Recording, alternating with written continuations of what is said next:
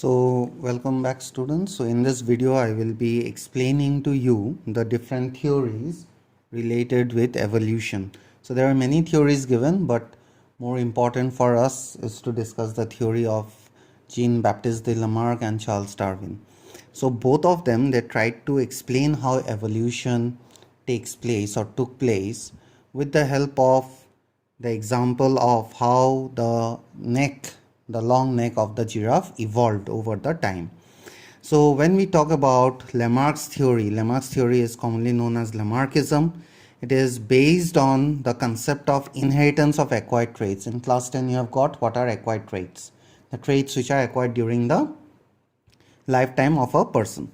So he talked about that the traits which will be acquired during the lifetime, they will pass on to the next generation. So according to Lamarck, the giraffe, let's say there is a diagrammatic giraffe, though it doesn't look like one whatsoever. So initially he said that the giraffe, they had short neck, and as the ground level vegetation finished and they stretched their neck to reach to higher vegetation, and slowly over the time the neck of the giraffe kept on being stretched generation after generation. It kept on elongating and it became elongated.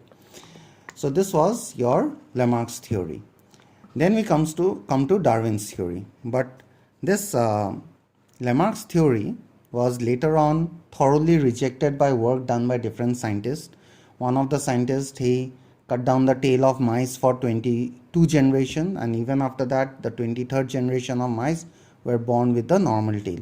So it was proved beyond doubt that acquired traits are not inheritable in nature. So this theory was more or less rejected. Then came Charles Darwin. Charles Darwin, you know, he roamed the world in his famous ship. The name of the ship was HMS Beagle. So while roaming around the whole world, visiting different places, I told you in the earlier video, he visited Galapagos Island, where he got the idea of variation within a species. So his theory, he said that giraffe already had variations, means there were short neck giraffe also, long neck giraffe also. Now the short neck and long neck giraffe both could reach to the ground level vegetation, but the long neck giraffe, they were at an advantage because they could reach to the higher vegetation. Now due to this there was competition more at the lower level. So ultimately when the lower vegetation finished, the short neck giraffe died, and the long neck giraffe who could reach to the higher vegetation, they survived, and ultimately the evolution took place. This character got selected. So this Darwin's theory, it could be shortened up with the help of this flowchart, that organisms have a tendency to overproduce. Any organism, it will always try to overproduce than what nature can actually hold, because that will ensure its survivability in the environment. Then second point is that when the organisms will reproduce, there will be variation. So there are variations in nature. And the third point is that the resources in nature are limited. So due to all this reason, that the tendency to overproduce, then variations in nature and limited resources, there will be competition. Now what kind of competition will be there? There will be intraspecific competition. Intraspecific means competition within the same species. Like in a field, if you release 100 cows, they will compete among themselves for the patch of grass. Interspecific means different species. Like in a field, you are releasing 10 cows, 10 goat, 10 sheep. So all will be competing among themselves. And third type of competition is competition with natural factors. Like we are continuously competing with the natural factors. Like when it rains, we come inside indoors. When it is too hot, we switch on the fan. Now we are competing with the coronavirus. So like that, competition will keep on going on. So after, when this competition goes on, out of the different varieties, the varieties which is most suitable, that will survive. So it leads to survival of the fittest. So here this was a fitter variety, so it survived. And when there will be survival of the fittest, the fitter variety will be naturally selected. So it will lead to natural selection and ultimately lead to evolution. So this was Darwin's theory. So Darwin's theory was more or less accepted by most of the scientists during his time. But in present time, we know that even Lamarck's theory is not totally rejectable.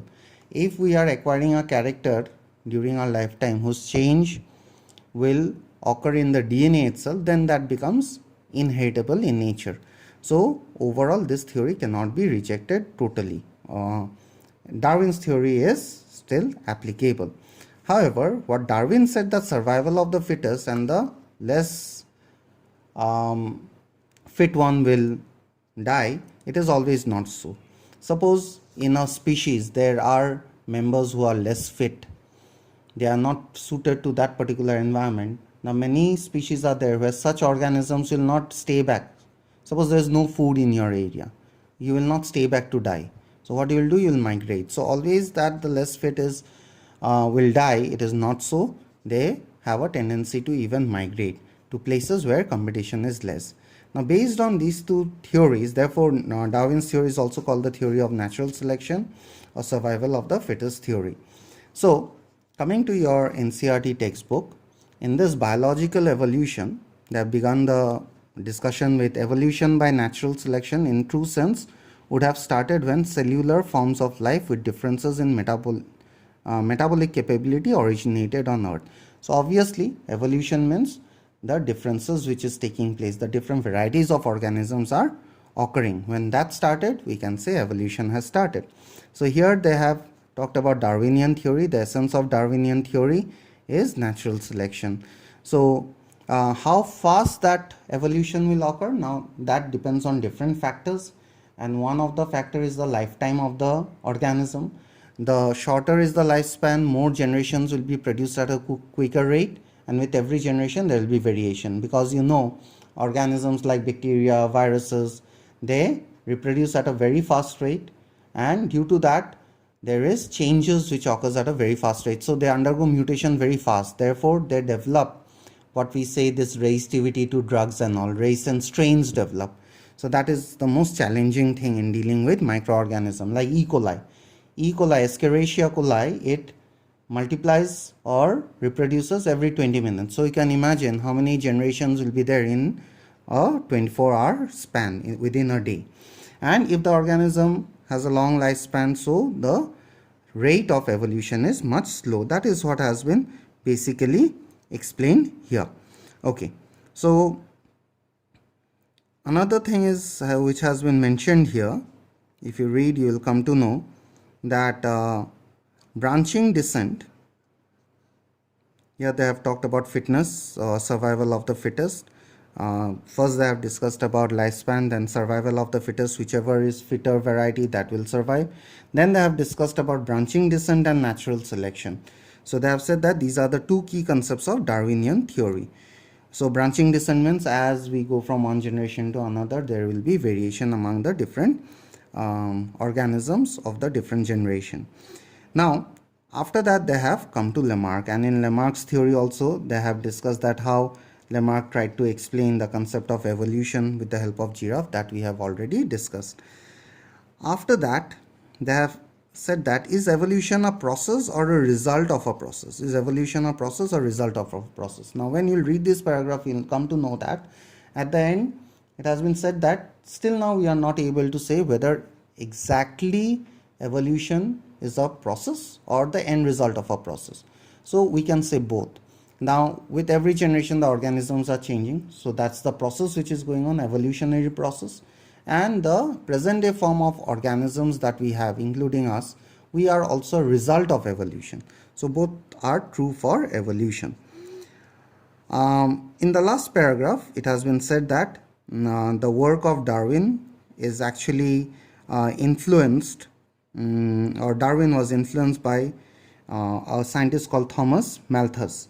And all these things that I have told you, that tendency to overpopulate, variations, resources will be limited, there will be competition leading to survival of the fittest, those are the things which has been mentioned here. So if you read the paragraph, you will come to know regarding the points which have been, you can relate and see. In this particular paragraph, mechanism of evolution, they have discussed that how actually evolution takes place. So one way we can say that Darwin's theory, that slow variation from generation to generation, because we know when organisms are reproducing due to crossing over and all, new changes occur in the DNA. Now, DNA changes also due to another reason, a sudden change which occurs, and that is called mutation. So the idea of mutation bringing in evolution was given by a scientist. His name was Hugo de Vries. So Hugo de Vries based his work on evening primrose. Evening primrose is a flower, and brought forth the idea of mutation, and his theory is also called the saltation theory, single step large mutation. So Hugo de Vries, much opposite to Darwin's theory, he said that it's not the slow changes which brings about, but sudden changes which are called mutation, which creates new species or creates evolution. But we cannot accept this theory also totally, because we know that if the mutations are very drastic, the organisms hardly have a chance to survive. So basically these are the different theories which has been discussed to give you an idea of how evolution has actually taken place. In the next video, we'll be discussing about Hardy-Weinberg principle. You can see different graphs are given. So this particular thing we'll discuss in the next video. Thank you.